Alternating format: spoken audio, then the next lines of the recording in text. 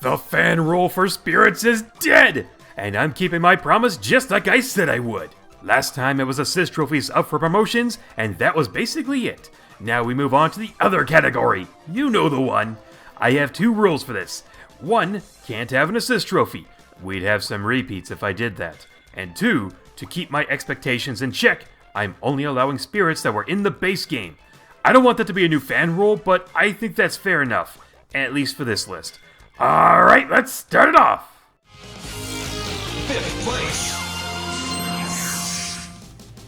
This list was actually a bit more difficult to decide than the assist trophy counterpart.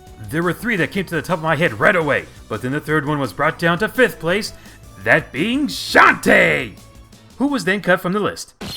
Oh boy, here we go. Reason? Well, it is my list, and when I was putting together who I really wanted, Shantae is just someone I'd be happy for those who wanted her to get in. I have no problems with her getting an invite, I just have others I'm rooting for more. Try not to be too upset, I couldn't even put a character in that I really wanted, like Issa or Saki from Sin and Punishment, cause I didn't want to get my hopes up for them. I can only afford to do that for this guy. Shantae was going to be 5th, but then this happened and he seemed far more likely to me.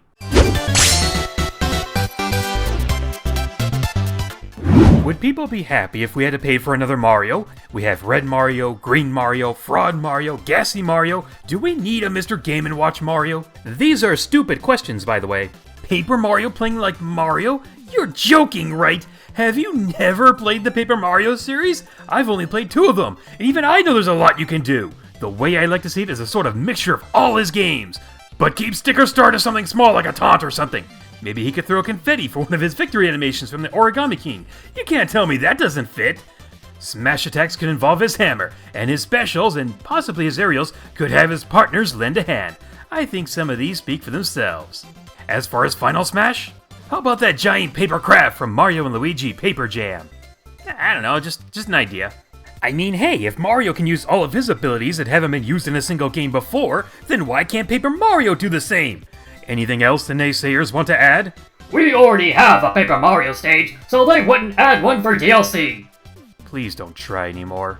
From the Mario series, there's still a few characters not playable yet that feel like they're being left out, and this version of Mario is one of the top contenders. And with a new game that Sakurai might have seen in development, I'd be more surprised if he didn't get in. Oh, imagine his reveal trailer is a Smash invite that opens up and he jumps out of it! If that happens, you heard it from me first, folks. Remember that. Also, this just showed up while editing, and first of all, Paper Mario was already a spirit in the base game, and this would only be based on one game, whereas my structure of his movesets would be based on all of his games, which they could still use as spirits for the spirit board. Just thought I'd get that in there before the comments showed up. 4th place. Smash does its best to give us the characters we ask for and crave, no matter how long it takes, and I couldn't be more grateful for them. And yet, there are those that think being curious is sometimes seen as being an ungrateful fan that's never satisfied? Dude, I can understand to some extent why certain characters might be more difficult to implement than others. But then there are characters that just feel like they really don't have much of an excuse to not be here. So, what's holding this one back?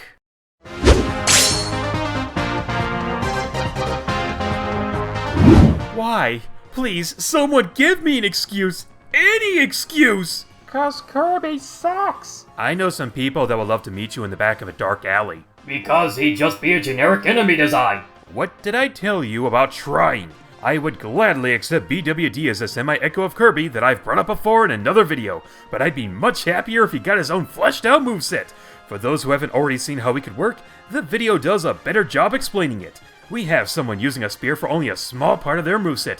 Now it's time to expand it to the whole kit. The little guy could be a zoning nightmare just shy of beating out Min Min. Bandana Waddle Dee reminds me of Ridley. I have an explanation. I mean that when adding another character from a series, it kinda has to be that character first, and then whoever else after. Then again, we got Plant before Waluigi, Paper Mario, Captain Toad, and Geno, so what do I bleeping know? What I would like to know is why Daddy Sakurai keeps ignoring one of his own children. I'm not that big of a Kirby fan, but even I can see potential, and using Spear was fun, so I think you get my point.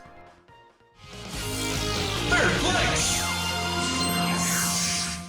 It's nearly impossible predicting who is left on the Fighter's Pass, but I think it's safe to say Echoes won't be there, as they wouldn't draw as much excitement as a brand new fighter would. Honestly, I'd be more than okay with Echoes being purchasable outside of the pass, but that's just wishful thinking. That said, what about semi-Echoes? The characters that feel old yet new, would they be on the pass? But the biggest question of them all is, where can I hide in safety for doing this?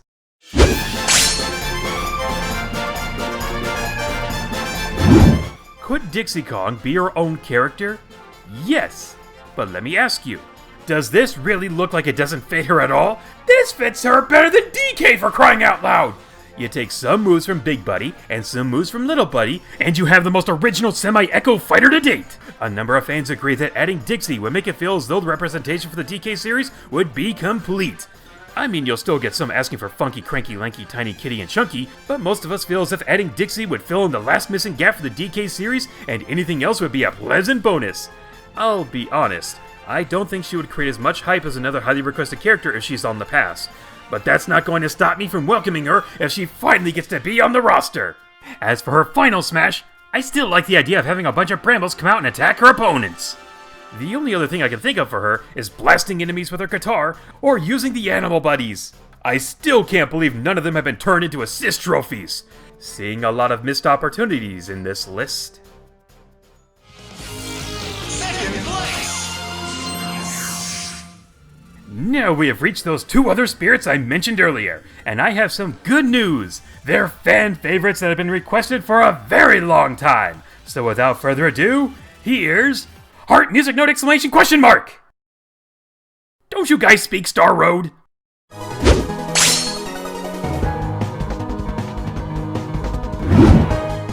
Geno, for the layman out there, has been heavily requested since the Brawl speculation days, but I'm sure you guys knew that. Just like I'm sure you guys already know his moveset by heart. And the rest of his name. I mean, look at this! What else could they give him? It's not like he's learned any new tricks since the only game he was playable in. Unless Sakurai wants to give us a couple of surprises. I mean, I didn't know King K. Rool could have a counter. We've seen him turn into a cannon. Who's to say Sakurai won't let him turn into something else? Oh, and I don't count the Mii costume. Speaking of which, there's still no sign of that DLC costume as of this video. And yet, something very odd has happened. I am of course referring to the copyright claims on the Super Mario RPG tracks that happened last year. With one of them being Beware the Force Mushrooms, which is usually the theme associated with Geno, which is why I didn't use it. Now you know. Ultimate has given us so many long requested characters, and if we get Geno, who practically has a moveset already shown in the footage you've seen, fans can finally have their ABCs answered. How many of you remember when I first used that? It's been a long time. Alright! First place! Can he just make it in already?